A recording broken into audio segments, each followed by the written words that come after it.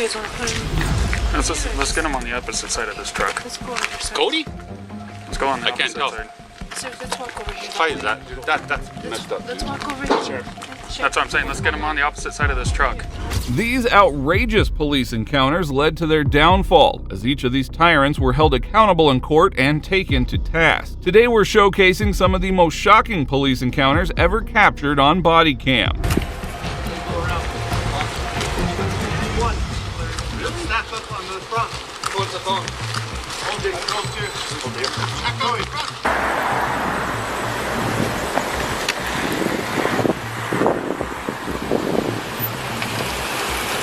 Morning, sir. Executing search warrant. Sheriff Lujan. Search warrant for him or For the building as well. for what? I have no idea. It's house. But no, just stay here. No, I can't have you enter the scene. You guys are fucked up, man. Why are they beating on things? You guys want to put him? Let's get him on the opposite side of this truck. Let's go on your side. Cody? Let's go on the I can't opposite tell. side. Sir, let's walk over here. Why is that? That's messed up. Let's walk over here. Sure. That's what I'm saying. Let's get him on the opposite side of this truck. Well, you got Tabitha over there. Right yet. I got the press out here taking pictures of me in handcuffs. The sheriff was shocked by the circumstances and felt he had too much right to be the target of a search like this. To get him to cooperate with the search, deputies had to use their authority.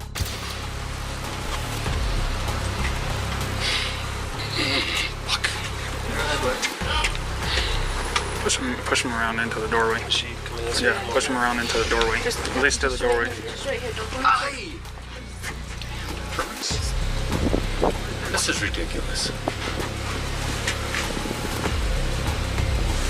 Keep him up there. Hold on, we have press. Keep him up there. Come over here, sir. Keep him up there. Sheriff, Go. Stop, doing? Stay out here. Ah, Jesus. Really? You don't have to. Just stand. Look behind Just you. stand. Just stand. Stand up. Stand up. Put him on this side of the truck. Put him on the outside of the truck. It hurts. They're loose, sir. They're loose. No, they're not loose. They're not even. Sheriff, those are loose. So I'm going to read the stipulation. Can you take these handcuffs off? They hurt. They hurt. Am I under arrest? You're being detained. Well, yeah. Why do I have to have cuffs on? They hurt. The sheriff was advised by the deputies that he was the subject of an active search warrant. When the sheriff realized how serious the issue was, he refused to cooperate and insisted on speaking with his lawyer before taking any more action.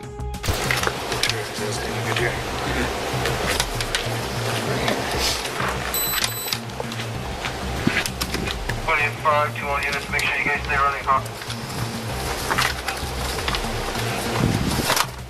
So on this is signed by a district court judge. Okay? Judge Bowman. Okay? First judicial. Okay. So this search warrant gives me the authorization to seize your phone. Okay? Search your phone. Okay. But it also gives me the authorization. So what I'm asking for you to do is unlock your phone, unlock it, give it back to me, and I'm going to remove the security settings. I don't want your passcode. I'm not asking for your passcode. I'm asking you to unlock the phone. Per the search warrant, you can read it if you want under number 2. I will if I get a chance to talk to my attorney. It doesn't work like that. Marty, This is not a negotiation. get off. This is not a negotiation, Sheriff. This is not a negotiation.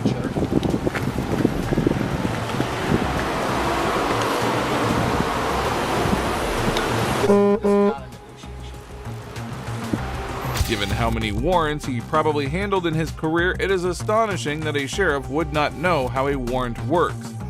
He refused to comply with the deputy's request, which resulted in his arrest. You can talk to your attorney when Well, this is all I've been done. asking. When this is all done, you can call your attorney.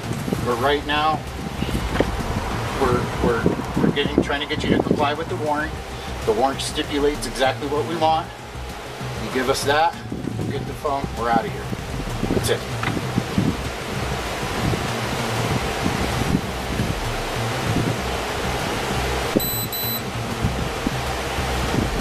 do you want to do, Sheriff?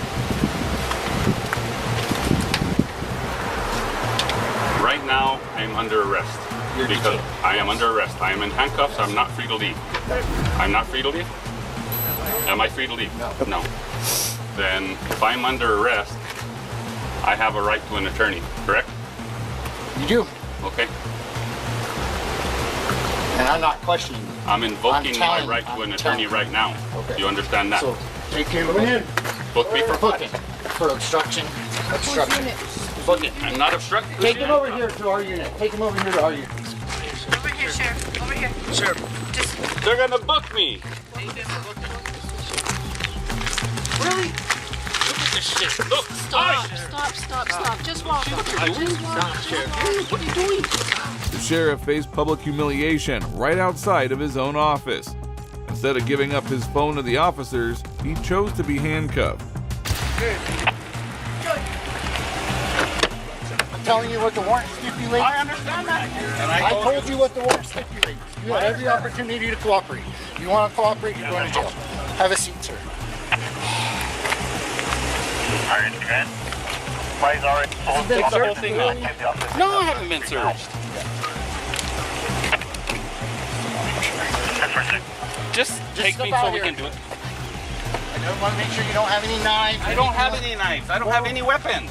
That's my wallet. My keys to my truck. I don't have any weapons. Okay? I really don't. You took my weapon. As a matter of fact, you left it on the back of my truck over there. Did you get somebody to secure it, We'll please? secure everything for you. Have a seat. Can you move these to the front? No, sir. Yes. Against department policy. Have a seat. Well, it's tighter than hell. They hurt. Sheriff, those are very, very loose. Really? Step Nah. out. Let me see if I can fix them. They're very, very loose. His arrest was not taken lightly by the sheriff's colleagues, who started threatening the Santa Fe deputies. Tensions between the two departments were only heightened by the fact that they were arresting their own sheriff while on Rio Arriba territory. That's his mag, and then we're gonna get you his sidearm. Get everything. I don't want part of it. What do you mean everything? Everything. So this is what we took off this person? You're the one that took it off this person? Took it off this person. Deputy Graves. Well, inventory it before you get it. We're handing it right over to you. Inventory. Can you get away from me? What you guys are doing? We're trying to do everything peacefully. We tried to. Okay? That's all we're doing. We're done here. We're leaving. Okay, well, get out of here then. You're done. Get out. We'll No. leave when we're ready. You okay? said you were done. Yeah, we're wrapping it up right now. You know how it goes. You know how it goes. We're doing our law enforcement duties. That's it. District court signed it. That's it. Okay. Okay, so as soon as fine. we're done, we're gonna get out of your hair. Why are you calling everybody here to put This them is in our bonds? house. Well, right now it's ours. Right now it's ours. We own the building right now. Shut up. Don't talk to me Let's like go that. over there. Shut up. I don't work for you. Don't Okay. talk to me like Shut that. up. Easy, Go over there. easy. Get that and let's go. Are we done in there? Are we done in there? Okay. The sheriff was taken straight to the police station for further questioning by the deputies, who refused to back down despite the mounting pressure. I have no idea, sir. You find out from? You go ask her. Well, this is your house. You go ask her. Oh, now it's my house. Yeah, it is now. Because we just gave it back to you.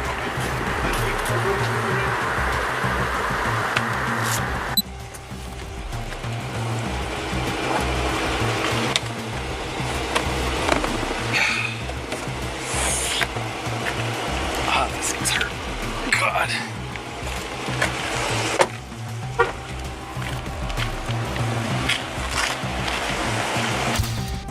The sheriff was ultimately accused of 2 felonies, helping a victim and intimidating a victim. When the case went to trial, the judge gave a harsh verdict, holding the corrupt sheriff completely responsible for his deeds. The people of Rio Arriba County elected you to be sheriff. They put their trust in you to uphold the law, and you let them down. Yes, Your Honor, I try to do the best that I can to help everybody I can, and I in no way would want to. The law is the law. You are not above the law, nor can you ignore the law when it serves your purpose. The sentences will be served consecutively for a total of 4.5 years, of which 3 years of imprisonment and 1.5 years supervised probation. You let down the people of Rio Grande County, and you let down the Sheriff's Department, the department that you led. What kind of example were you giving the people that you supervise? He resigned as sheriff one day after being found guilty and was sentenced to a 3-year jail sentence. This next officer did not care about his actions, even in the presence of an 8-year-old. It's the jury having found you guilty of the offense of manslaughter and assessed this punishment. Dean was initially charged with the murder of Jefferson. However, the judge told the jury that they might also consider a manslaughter conviction prior to the panel's deliberation. A manslaughter conviction in Texas can result in a maximum sentence of 20 years in jail. Verdict reads, we the jury, having found the defendant Aaron York Dean guilty beyond a reasonable doubt of the offense of manslaughter, assess his punishment at confinement in the Texas Department of Criminal Justice for 11 years, 10 months, 12 days. They do not assess a fine. And it is signed by the presiding juror. You may be seated. Thank you very much. Members of the jury, as we went through before, I'm going to call your juror number and ask you if this verdict is your individual verdict. Juror number 1, is this your verdict? Yes, Your Honor. Juror number 3, is this your verdict? Yes, Your Honor. Juror number 4, is this your verdict? Yes, Juror number 6, is this your verdict? Yes, Your Honor. Juror number 9, is this your verdict? Juror number 14, is this your verdict? Yes, Your Honor. Juror number 15, is this your verdict? Yes, Your Honor. Juror number 21, is this your verdict? Juror number 31, is this your verdict? Yes, Your Honor. Juror number 32, is this your verdict? Juror number 37, is this your verdict? Juror number 38, is this your verdict? Yes, Your Honor. Your verdict will be received and filed. Thank you very much.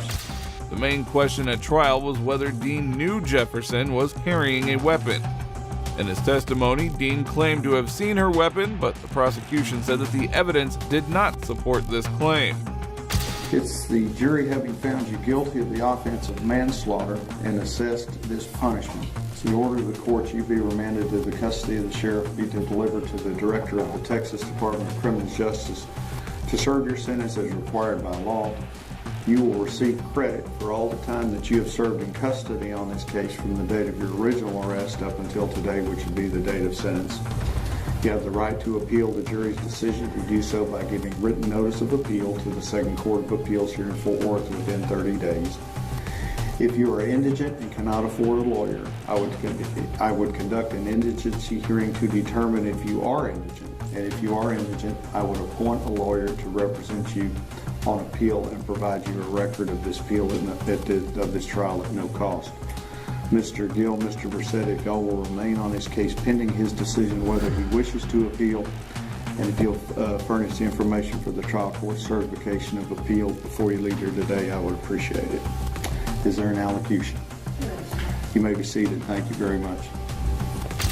The cop received a sentence of over 12 years in jail after being found guilty of manslaughter. Later on, a $3.5 million settlement was also approved for the boy who saw his aunt getting shot to death through her home's window. The saga of evil cops just doesn't end here. This next officer didn't hesitate to shoot a schizophrenic patient.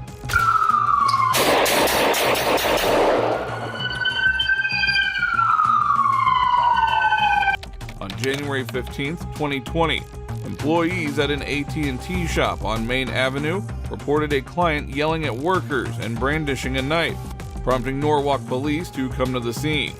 When he was asked to leave, the man tried to take a cell phone, but the clerk was able to get it back from him. Solomon, the suspect, reportedly called for a ride-sharing service, argued with the driver, and then slapped him. When the driver got out of the vehicle, Solomon stole the car, and that's when the police initiated the pursuit. Moving left off 43.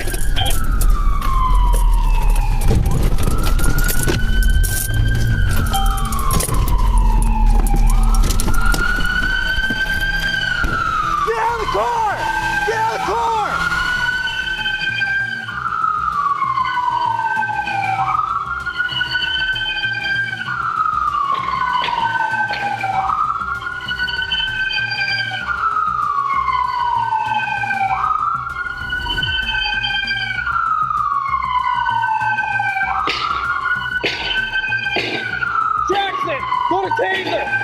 Taser!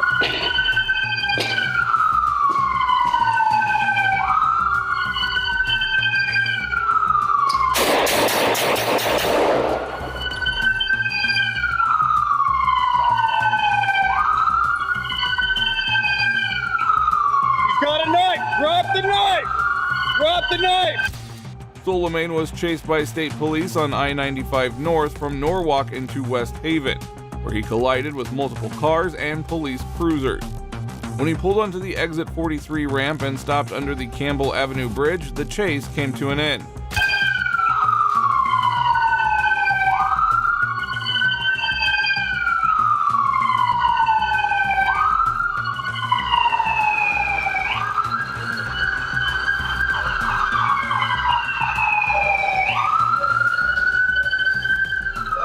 It's out of his hands, it's on his lap.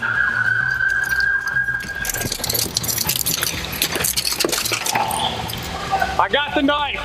It's on the hood. Pull him out.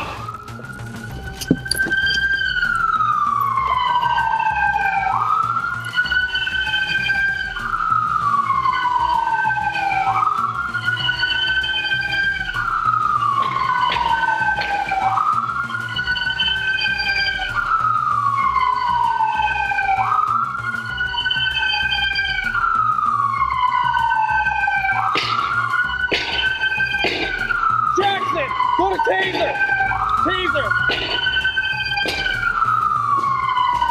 While the police officer yelled orders, a trooper smashed the car's window and retrieved the knife. From another angle, it becomes clear what the trooper did next, an action that will leave you in complete shock.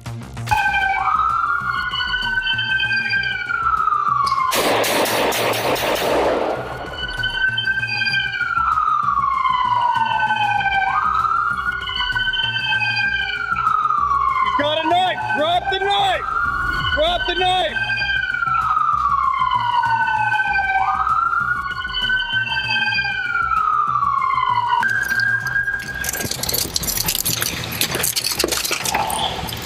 I got the knife! It's on the hood! Pull him out! According to Trooper Brian North, he fired to defend other police officers. However, the state's Inspector General concluded that the gunshot wound was not justified. Brian's trial started on March 4th, and here is what happened in the trial. When North testified on March 8th, 2024, he said in his testimony that he shot Suleiman because he thought that the lives of fellow officers were at risk. What is interesting is the fact that this cop thought that a group of armed police officers could be harmed by a 19-year-old with a knife. Now, sir, you were asked a series of questions about you firing your weapon in this towards Mr. Suleiman. Please describe again why you fired your weapon that day. It was to protect the West Haven officer and Trooper Jackson from the threat of imminent death or serious physical injury. And you were just shown a series of still photographs that included Trooper Jackson's body-worn camera. Do you recall seeing those? Yes. And again, your decision to use force the way you did was based on what? It was based on what I was perceiving at the time. During the trial, the lawyers kept delving deeper into the circumstances surrounding Suleiman's death, relying on video footage and police department testimony for further examination. Who was in charge? There was no one person in charge. And who made the decision to break the passenger side window? It was a West Haven officer, Officer Rappa.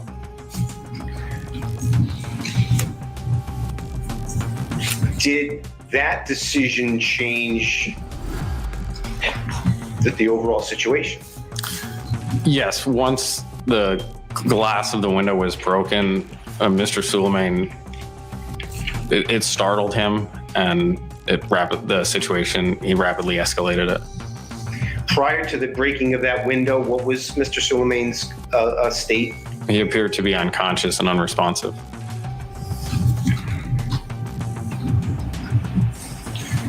We watched a video of you interacting with Trooper Richter and Sergeant Kiley. Do you recall that? Yes. The prosecution argued that North's early remarks after the shooting were contradictory, as the officer ordered Soleiman to drop the knife completely, ignoring the fact that he shot Soleiman 7 times. So we're not trained to reassess after each shot. We're trained to reassess after each use of force, which would be an engagement. So that brief series of shots you would then reassess after that. And Attorney Devlin had asked you, if I'm quoting correctly, did you fire as many times as you wanted to? My question is, how many times did you want to? There was no number. It was just whatever I thought was necessary to stop the threat at hand. And then you use the term reassess. At what point would then you have the ability to reassess? Immediately following shots being fired.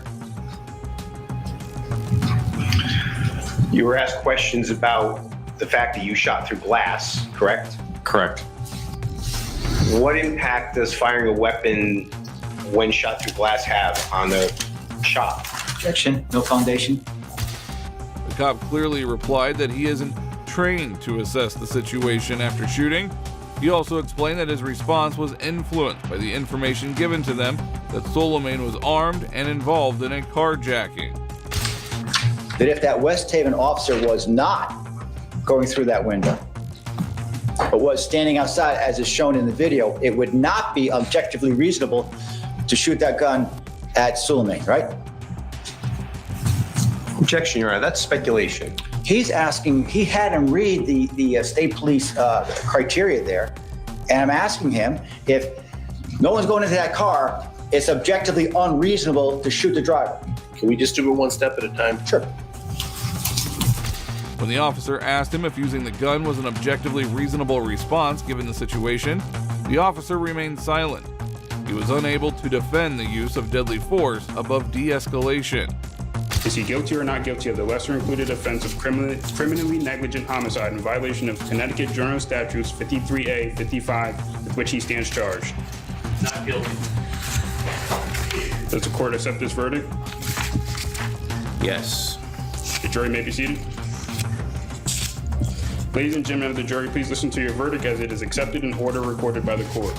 You, ladies and gentlemen of the jury, each of you do say unanimously that the defendant is not guilty of the crime of manslaughter in the first degree with the firearm in violation of Section 53A, 55, paren A, paren 3, and Section 53, 55A of the Connecticut General Statutes as outlined.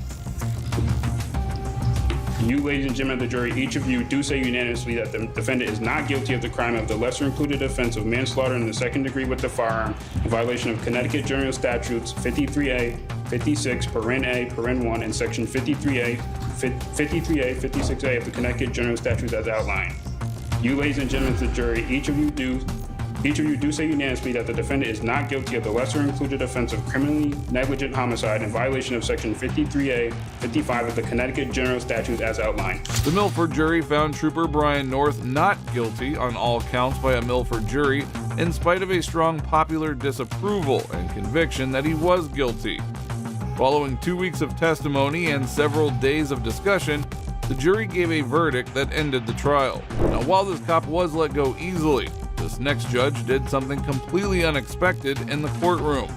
Don't get brazen with me. During a night of chaos in Kenosha, sparked by the police killing of 29-year-old black man Jacob Blake, who was left paralyzed after an altercation with a cop, Rittenhouse armed himself with an AR-15 style gun. As things got quickly out of hand, Rittenhouse opened fire, killing 36-year-old Joseph Rosenbaum and 26-year-old Anthony Hubert, in addition to wounding 26-year-old Gage Grosskreutz. You indicated that at no time did this gun, this AR-15, ever leave the state of Wisconsin. Is that right? Other than the night after, other than that. Before the shootings? Correct. There was a time, though, where you wanted to have it with you down in Illinois, isn't it? It wasn't there? I believe there was a time when me and Dominic were mad at each other. Yeah.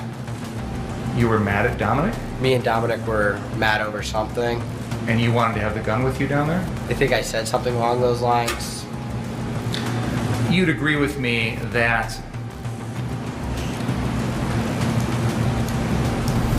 Let me back up for a second here.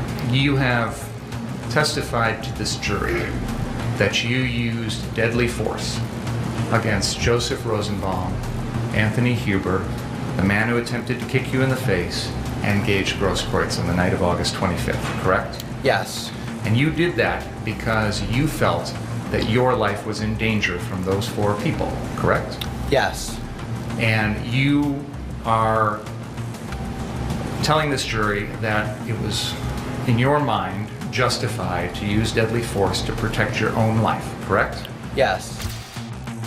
Many of the most contentious topics of the country are addressed in this case, such as vigilantism, self-defense, the Second Amendment, violence during racial justice protests, and the different perceptions of how the legal system and law enforcement handle white people and people of color.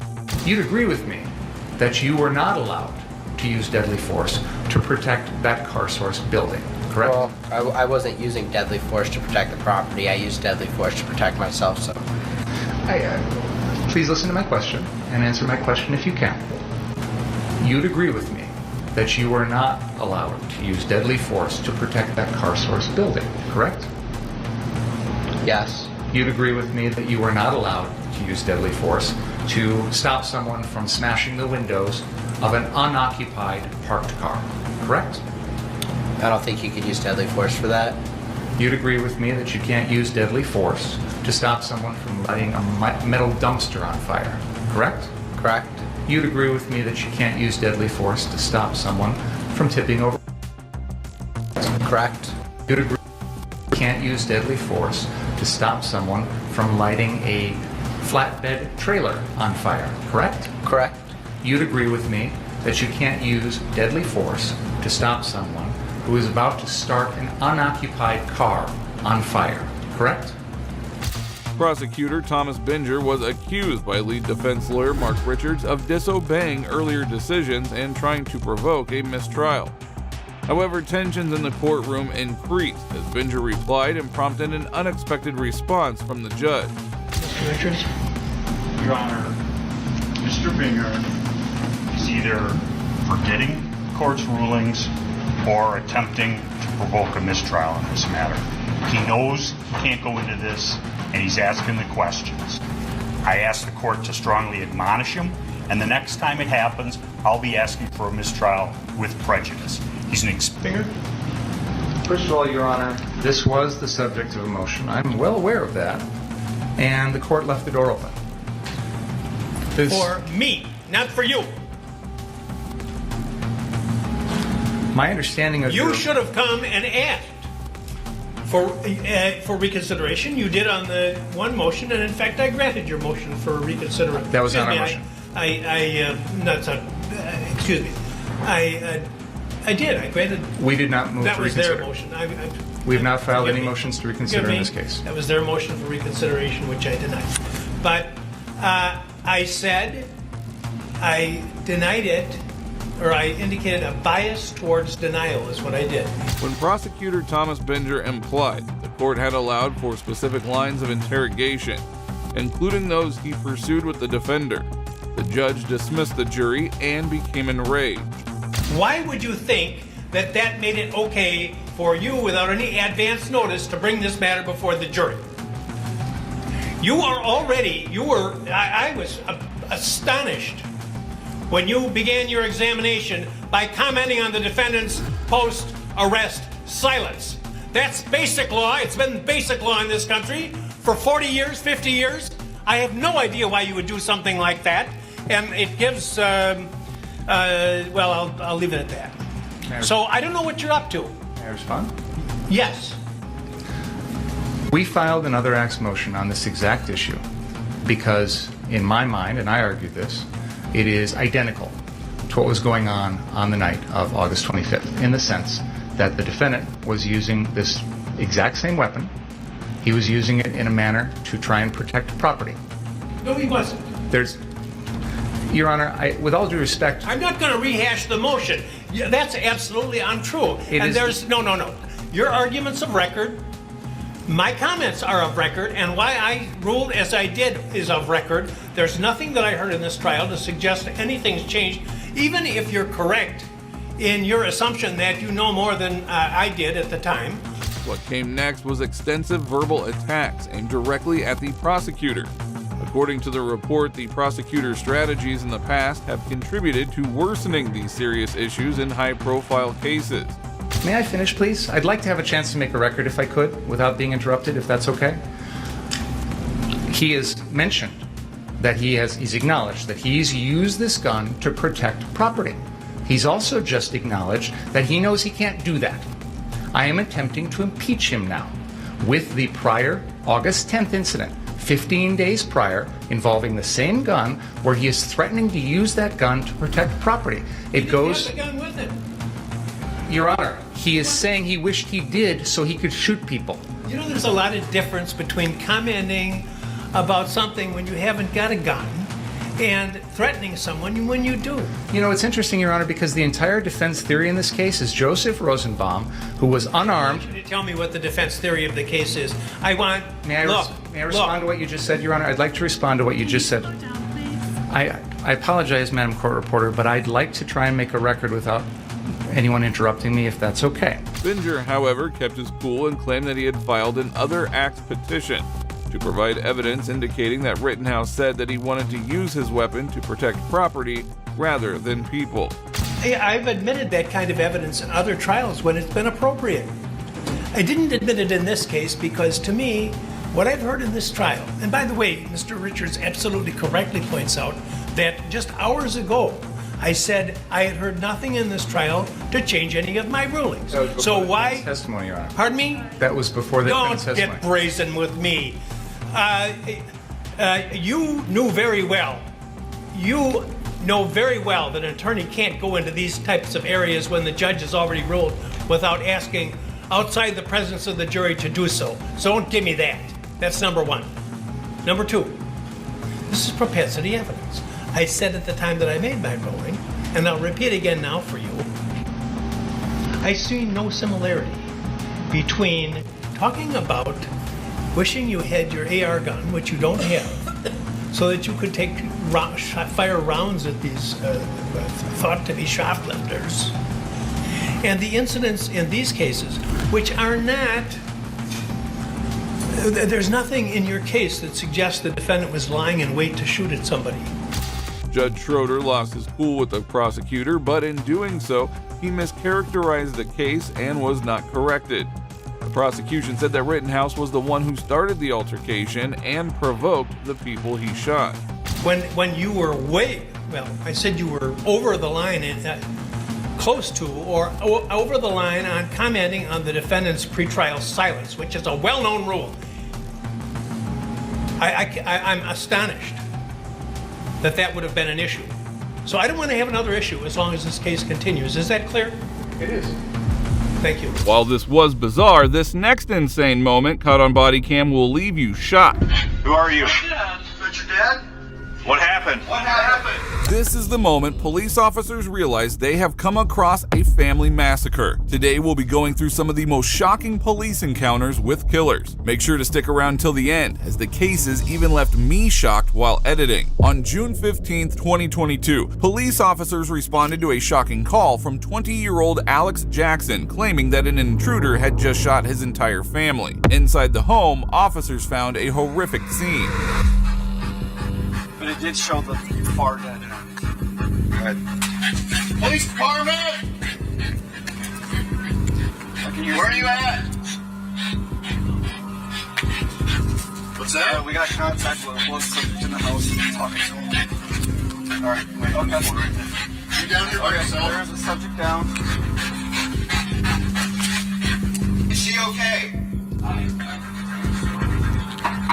Alex had claimed that an intruder stole a rifle from him and shot his father before fleeing from the house. As the cops scanned the entire house, they were shocked to find out what had happened.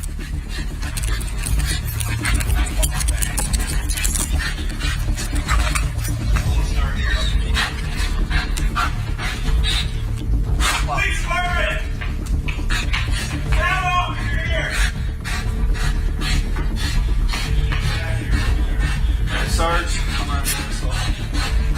Go, Barber, back him up. I'm holding these rooms.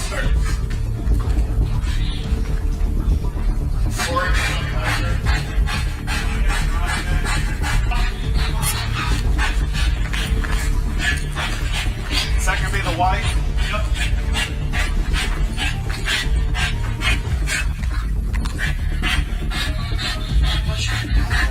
Okay. Doors open in the back. Clear over here.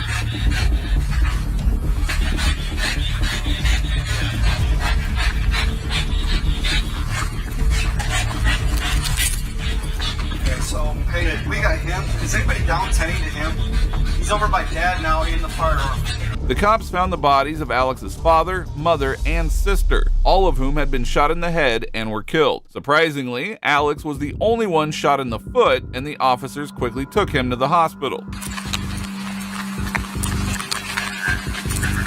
Go to the back. They're bringing one subject out the back door who's injured. Okay. One guy. We got one patient. We got one. It's Moore and Adam 39. You haven't have anything in there. Nothing on you're not supposed to have. Okay. We just want to make sure everybody's safe. There's a possibility that I can't hurt enough. Okay. Now what's your date of birth? Okay.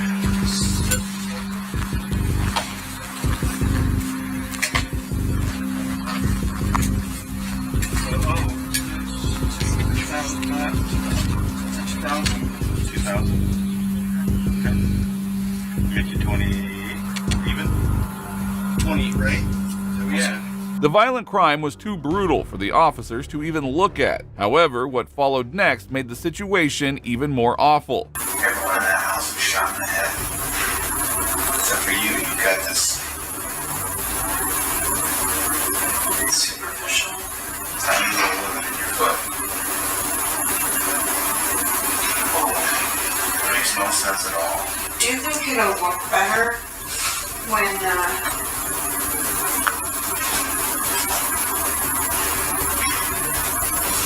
an entire family's been murdered in cold blood and the person responsible continues to deny it and shows really no remorse? Well, just hear me out. And I mean, that makes it look like intentional homicide, that you wanted to massacre a family. Whereas we've given you every opportunity. As Alex was taken to the hospital, the officers quickly noticed he was their primary suspect. Alex's story didn't add up, and his lack of remorse pushed officers to investigate even further. The motive behind the murders made the crime even more disturbing. What did he really say about continuing to support you?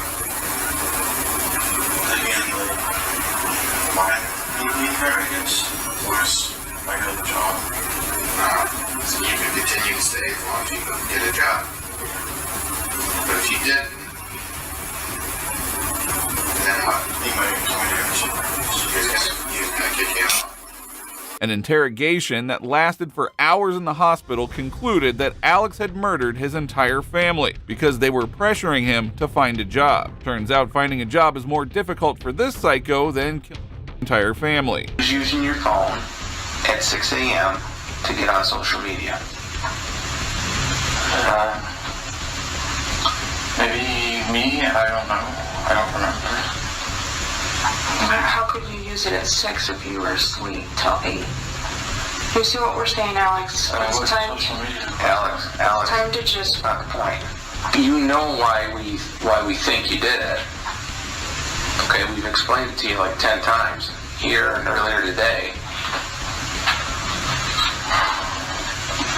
Well, I don't know what else you want from me then. Well, Alex, are you ashamed? Is that why you don't want to tell us? Oh, I don't want to tell you because Despite 2 interrogations, Alex stuck to his story and refused to confess. He was ultimately charged with 3 counts of murder, found guilty in court, and sentenced to 3 life terms, ensuring that he never walks free again. Now, murdering your entire family is one of the most psychotic things that you can imagine, but this next guy did something even worse. For murdering him for the rest of your natural life. On June 7, 2021, prominent South Carolina lawyer Alex Murdaugh called 911, claiming that someone shot his wife and son at his hunting lodge. When officers arrived, they found him visibly distressed.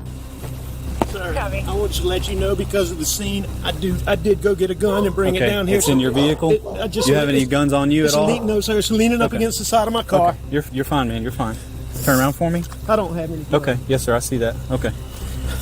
This is your wife and son? And son. Okay.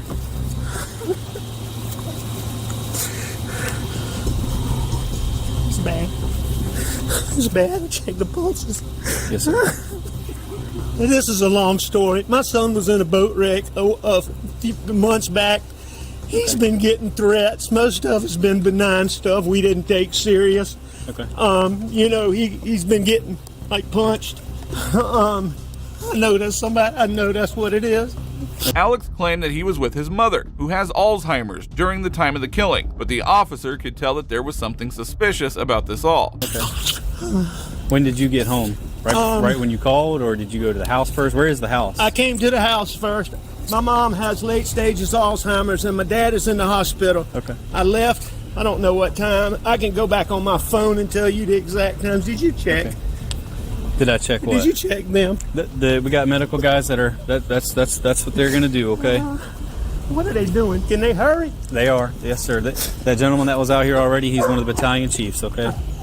How did you pull up? You from back there? I went to the house and they weren't home, which was odd. I tried to call. Okay. And then I knew they had been down here before I left to go to my mom's. Okay. And so that is loaded. Okay. You might want to unload it. They are dead, aren't they? Just turn on those. Yes, sir. That's what it looks like. Randy. He's all dead.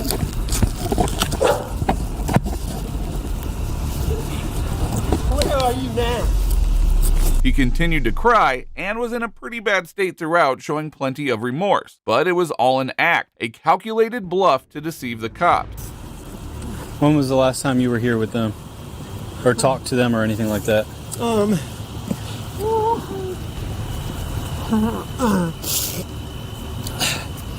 It was earlier tonight. I don't know the exact time, but okay. I left. I was probably gone an hour and a half from my mom's, and I saw them about 45 minutes before that. Okay. I rode around with Paul for 2 hours this afternoon in the pickup truck. That's your son, Paul? Okay. Somebody going to check them? Yes, sir. They've already checked them. They did check them? Yes, sir. It's official that they're dead? Yes, sir. That's what it looks like. How you doing? What's her birthday? 9/15/68. Okay. And what's your son's first name? You said Paul? Paul Terry Murdoch. The officers seized the property and, after an extensive search, could not find any clue about the murder. They returned to the property the next day and started searching for any evidence. Yes, he actually spent crazy. We'll get a dynamic. All right, go ahead and pick that one up. There's 2 right there. Yep. They've been there a little while. Could be 300s. There's 1 to your right.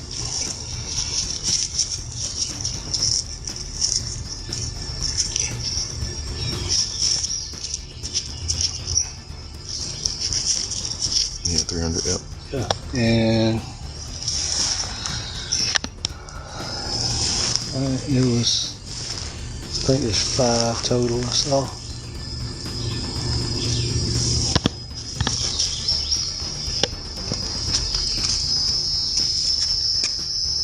Right here.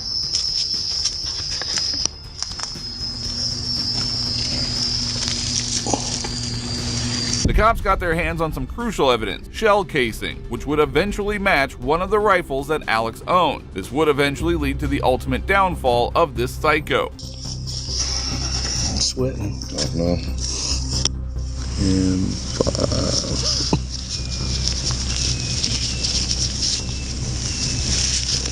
Okay.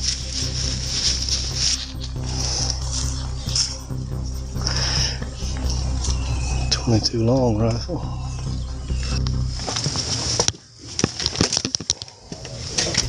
So when autopsy is over, the funeral home, whoever How you doing, sir? decides to do, they will bring bring Paul and Miss Maggie back home, and then from there you can arrange as far as funerals and different things. Oh, y'all's timeline not out. What's typical of the autopsy time? So I'm not sure if it is scheduled for today. My guess. Do you know, Jeff, when the autopsy? Not yet, I don't. My guess. I can find out and let you know. I'll step outside and call and see if they've already made. Find out. Yes, sir, in USC. Yep, I'll step outside. So I would imagine.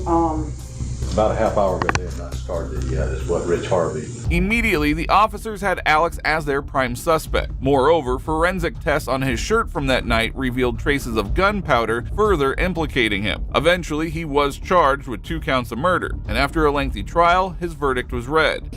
Verdict. Signed by the forelady, 3/2/23.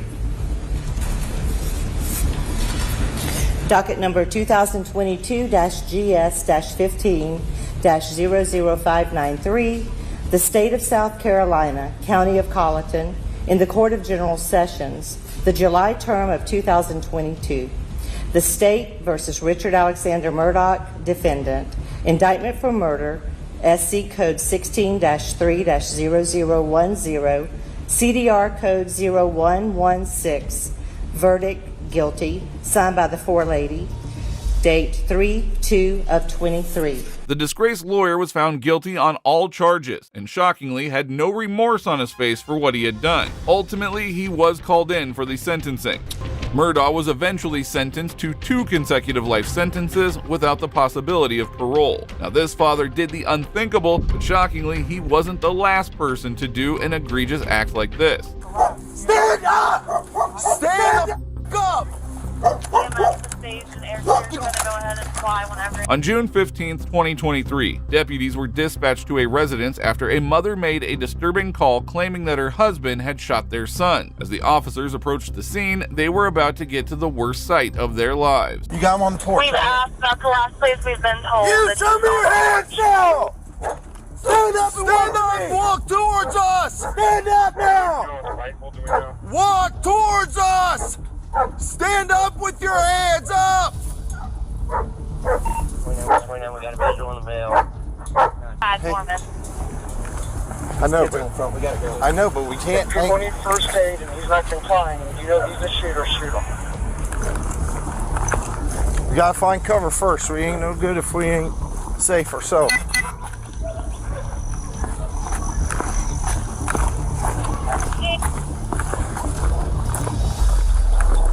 The father, 32-year-old Chad Dorman, had done the unthinkable by lining up and then brutally shooting his 3 sons, aged 3, 4, and 7, all in front of their mother. We gotta go. 29 and 63 is type out. We're not working right now.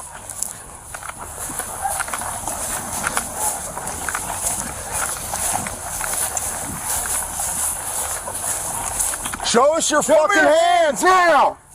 Stand up! Stand up! Stand up! Stand up now! Stand up! Stand up! EMS, the stage, and air crew is gonna go ahead and fly whenever any units can arrive. Get your hands out of here. 72. Not cover 21. The officers immediately arrested this psycho, but it was his chilling and relaxed demeanor that made matters even worse. Those guys can confirm that there's people that need first aid, and that's the shooter who's not complying. They need to take care of the victims. If they have to shoot him, then shoot him. Man, I ain't trying to hurt nobody. I'm completely sober. 63, we're 21. Get the EMS over here. Well, I did drugs when I quit, but I don't do drugs now. I'm sober. I'm not trying to fight you. 63. Get your butt inside. Gatlin, get your butt inside. We on primary? Now. 29, we got 3 kids down.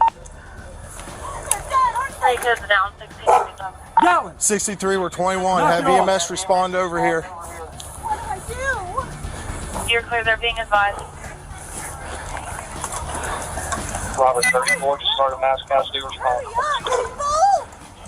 63, do you want them to respond to the Laurel Lindale address? Where exactly do you need them? The poor mother could not believe what had happened, as her entire life had just crashed down in these moments. Nothing might ever bring her back to life now. He took my life from me! My life! What are you doing, man? Hey, are you copying all this? Can I roll over? I ain't gonna hurt you. I ain't gonna hurt nobody. You got anything on you? No, I ain't got nothing, man. Phone, that's it. I ain't mad. I ain't nothing. Just make sure that dog don't come out. I don't think he'll bite you. Just don't reach for him and try to grab him and pet him. All right. He won't bite you.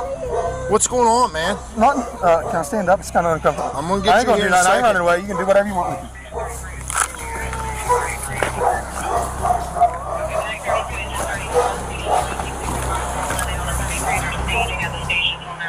The officers eventually took the madman away, and as they were equally disgusted and horrified by what they had seen. You the only one else inside the house?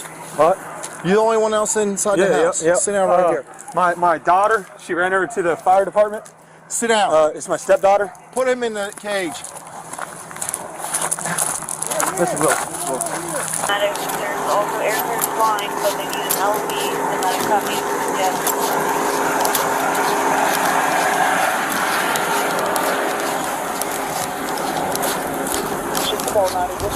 Can you get the wallet out of my back pocket? Shut up, dude. 21. You had to ride the main side with the fucking user. Yes, sir.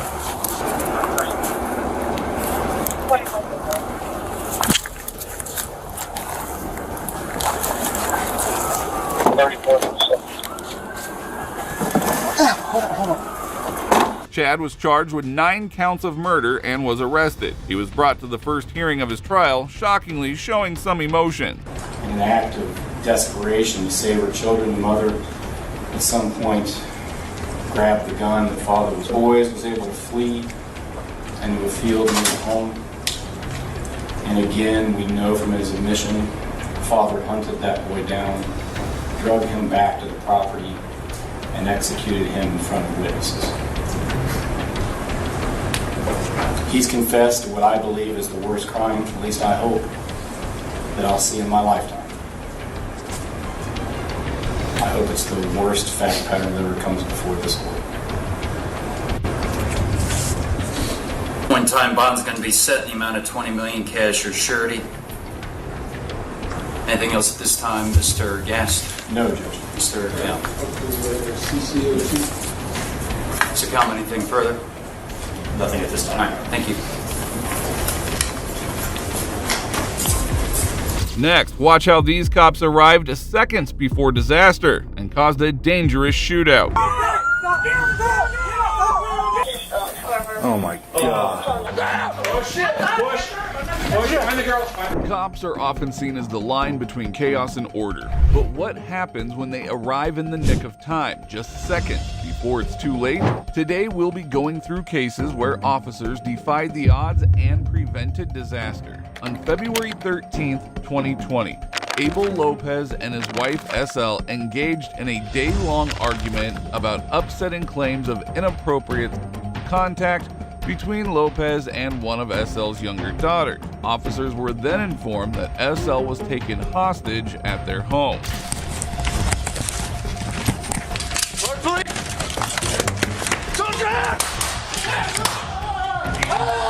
Get on the ground! Oh shit! Push! Push! Find the girl! Find the girl! Get her out! Right here, I didn't have my thing. Let's go!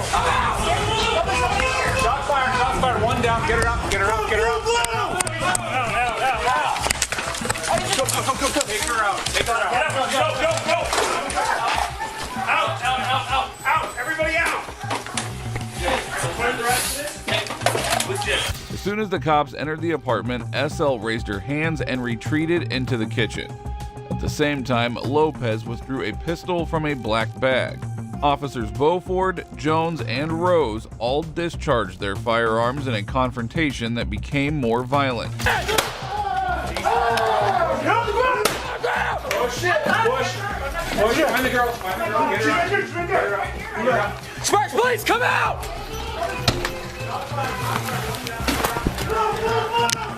Blue on blue coming out! Shots fired. Out. Out. Everybody out. SL informed the police that Lopez had poisoned her, so police quickly transported her to Renown Emergency Medical Center for evaluation. At the scene, Lopez was declared dead. The Washoe County Sheriff's Office conducted a comprehensive investigation but decided not to recommend filing criminal charges against the officers participating. Now moving on, these cops risked their lives to save this guy from a burning car.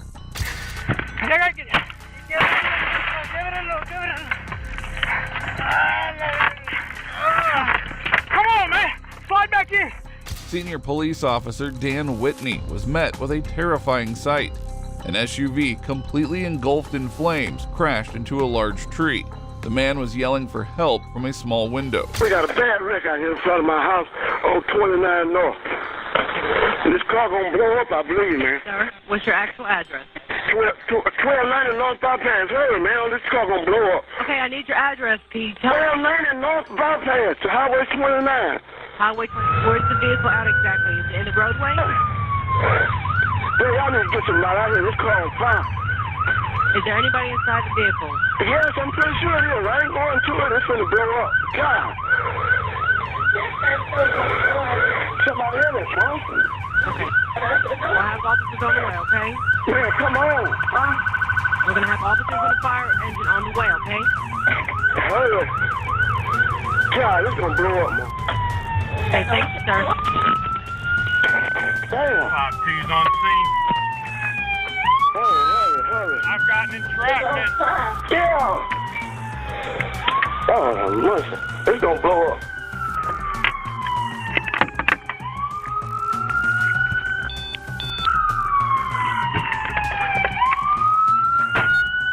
Officer Whitney reached for his fire extinguisher and tried to extinguish the fire consuming the SUV. The fire was still threatening, so he focused on freeing the trapped person.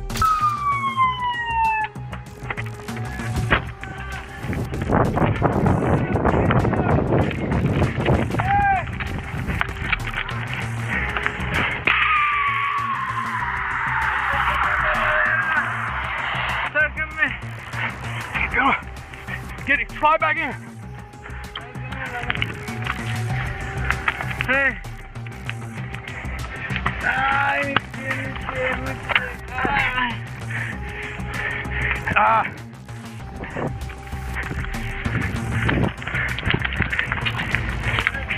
I need a fire extinguisher or a garden hose.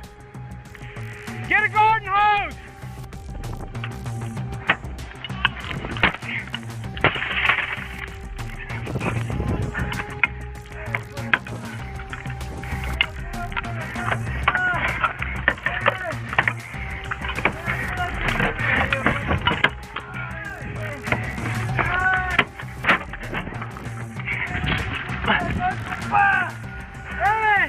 The SUV had warped in the collision, jamming all of the doors shut. Officer Whitney bent the metal to create a small crack in the window.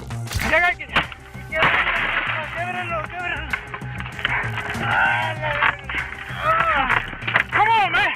Slide back in! Can you get back? No, go back in!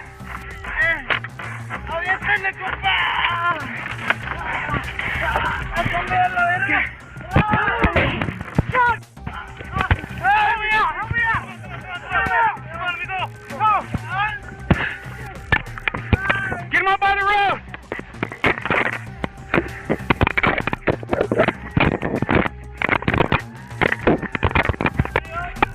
Get down! I don't think so. Get back. No. Just let him stay here. He saved the trapped man from the increasing fire by carefully pulling him out. As Officer Whitney struggled to free the man, an explosion erupted from beneath the hood, knocking his cap and body-worn camera off. The SUV's driver unfortunately lost his life in the fire.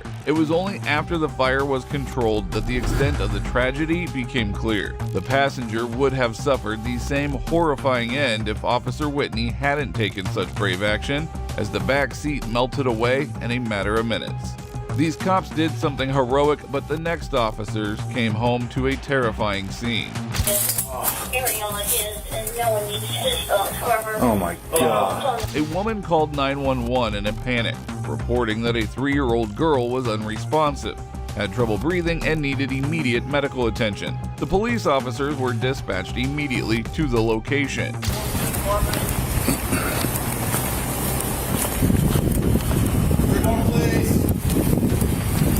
Which one is it? Left?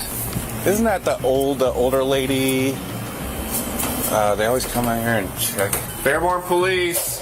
Fairborn Police Department. 305. Yeah. Good.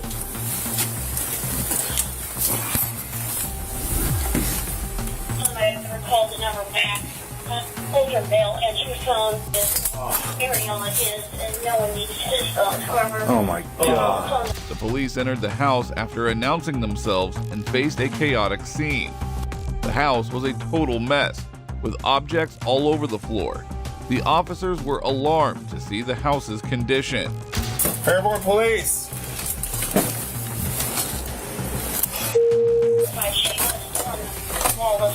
I'll go.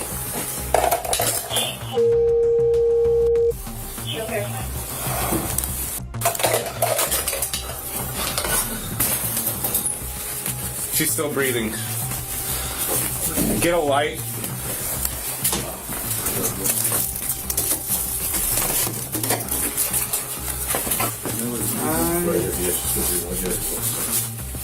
Oh yeah. Well, let me get out of the way. It didn't look like it. Cow. I'd say just pick up and look good. Yeah. The little girl was soon spotted by an officer curled up in the room's corner. Her tiny body was covered in bug bite. The officers thought that she wasn't alive. However, when they realized that she was still breathing, they quickly rushed to her aid. 295. All right. Excuse me. Call code enforcement. Have them respond, please. Who lives here? We haven't even got that far. Let's get pictures started. I'm gonna call Johnny. The officers then quickly took the little girl to the hospital, who weighed only 16 pounds. The officers also determined that it was the mother, Rabia Mubalik, who had called 911 and then fled after. So let's. I'll take care of that. Let's walk in the front of my car. All right. Okay, just right here is good. If you want to face my car, just put your hands out to your sides. Nothing on your pockets at all. No pockets. You have just underwear underneath your sweats. Not underwear. Just your sweats. Okay, perfect. Go ahead and put your palms together behind your back. 322. Tell me how to say your name. Rabia.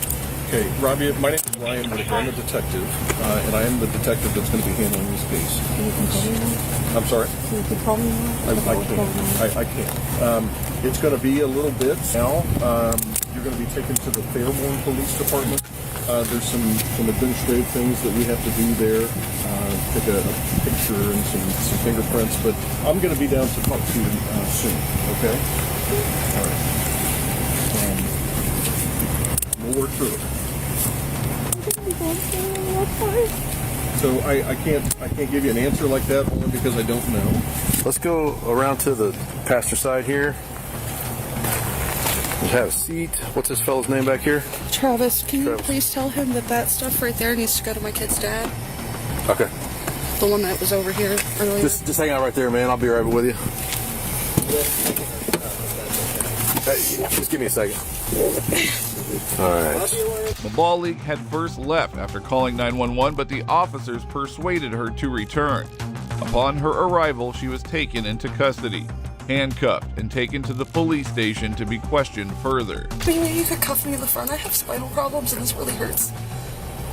Yeah. Okay. Yeah. Just can you turn? Can you turn?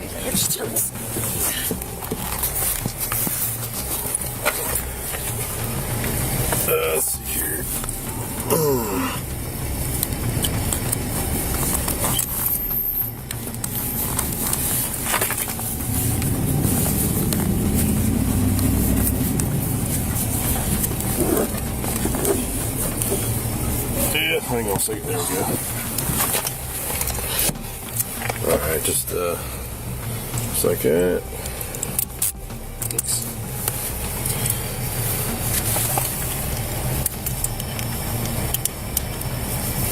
All right.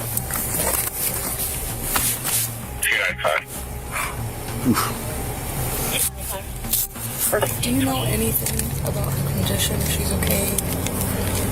I do not. Right now, you're being arrested for child endangering at a felony level. Okay. A felony level? Yes. We are still we're doing our thing that we have to do. Okay. As Detective Whitaker mentioned, he will be in speak with you. Right now, we're going to go to our jail in Fairborn and process on those charges. Mabalik told the police that she was afraid and had PTSD, which was the reason behind her decision to flee after calling 911. And as we go through this process, I'll try to answer any questions I can best of my ability, okay? All right? Yeah? We'll try to, yeah. Mabalik is being detained at Greene County Jail on a $500,000 bail and was charged with felony assault and child endangerment. In addition, she is preparing for her trial by going through competency and mental health evaluations. You need swift operation during a hostage situation, and that is exactly what these cops did. Go, go, go, go, go!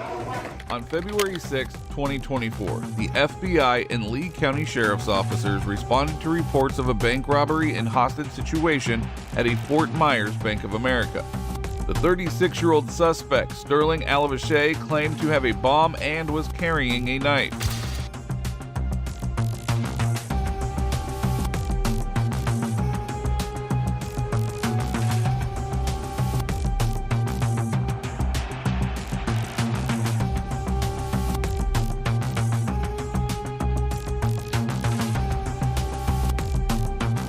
I might act out too. I get it.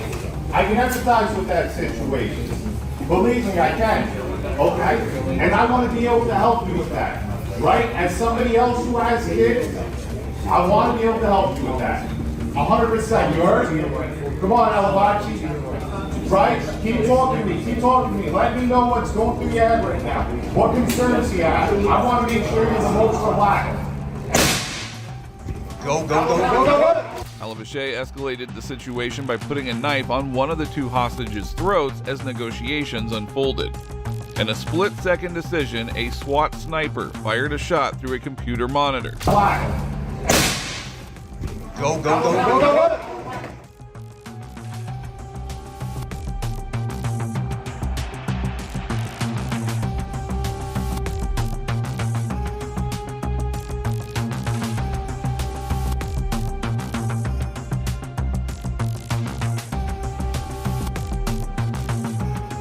Alavashe was instantly killed when the bullet hit him in the middle of his forehead.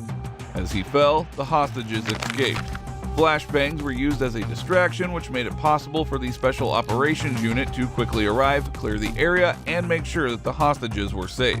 This wasn't the only time a SWAT team was on time during a hostage situation.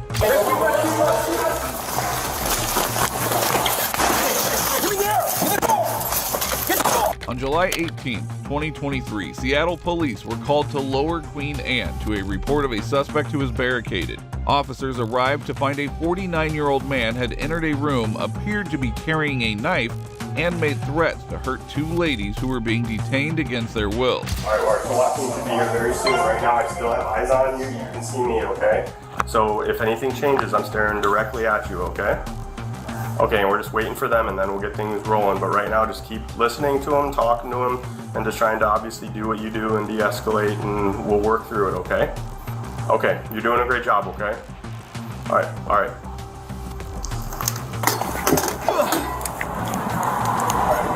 I got it. You got it? Yeah. All doors are locked? All of them are locked.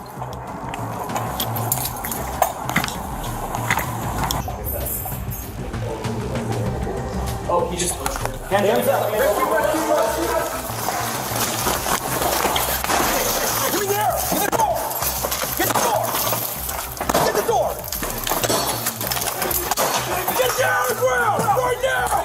Hands up! Hands up! On the ground! Shoot!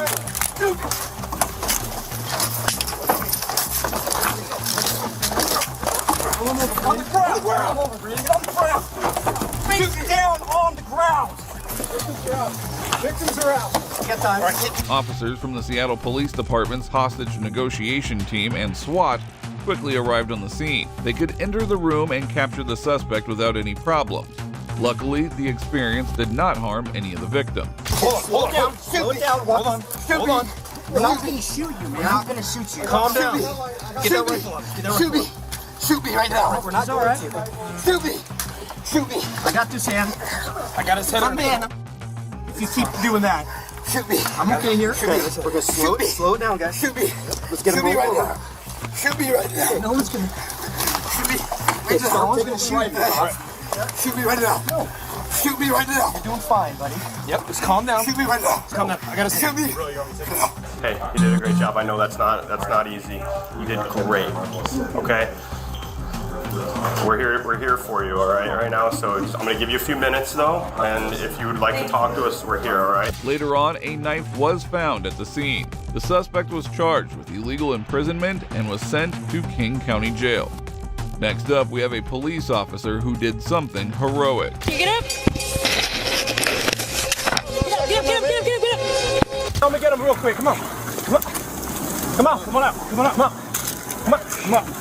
Officers Eduardo Pineda and Chandler Carrera rushed to the scene after receiving a 911 report about an unconscious man locked in a flaming vehicle with his foot firmly pressed on the gas pedal, dangerously close to an apartment building. Get that extinguisher.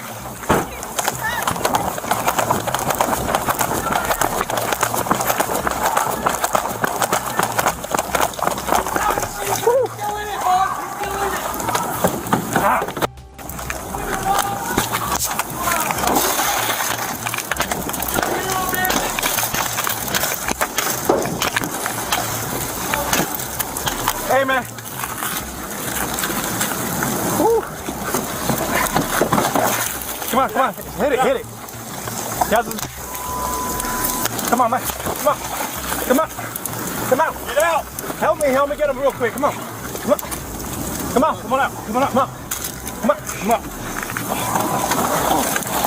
Pull. Come on. Turn him over. He's having a seizure. 4-4, we got one now. He's having a seizure. We need EMS in 1018.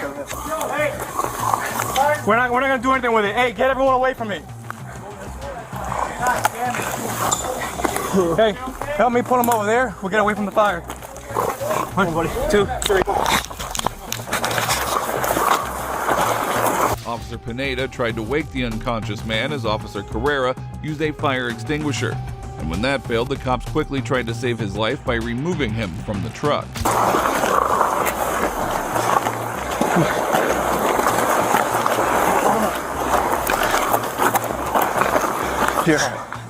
You're okay. Okay, buddy? You're okay. You're good. You're all right. Hey, get away from it. It's not going to do nothing. That's not going to do nothing. It's not going to help. Stay away. Over here. Get over there. Over there.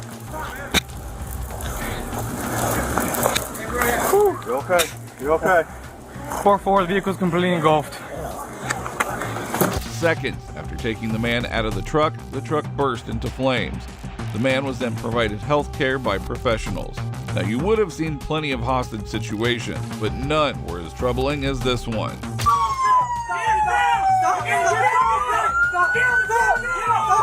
On September 27, 2022, the Flagler County Sheriff's Office received a strange call from a woman complaining that her boyfriend had abducted her 1-year-old son and had fled the scene. Soon, the officers were able to locate the man and surrounded him.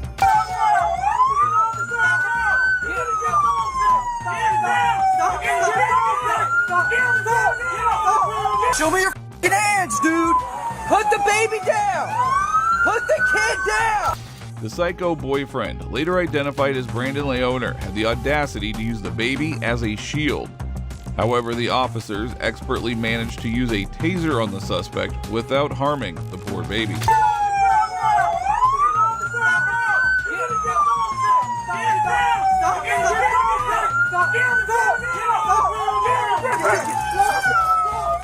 Now, despite being cornered by the cops, Brandon continued to resist, forcing the officers to use necessary force to subdue him. Stop, dude!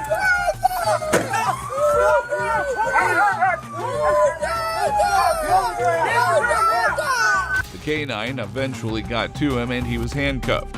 He was arrested and taken to the police station where he was charged with kidnapping, using a minor as a shield, resisting with violence, child neglect, and reckless driving. Well, that brings us to the end of this video. Today we saw cases where police officers arrived just in time to prevent situations that could have turned into disasters. And if you agree with me, please consider showing your support by liking this video, and also make sure to subscribe to stay informed about future cases like these. Also, if you enjoyed this video, check out the next video right here.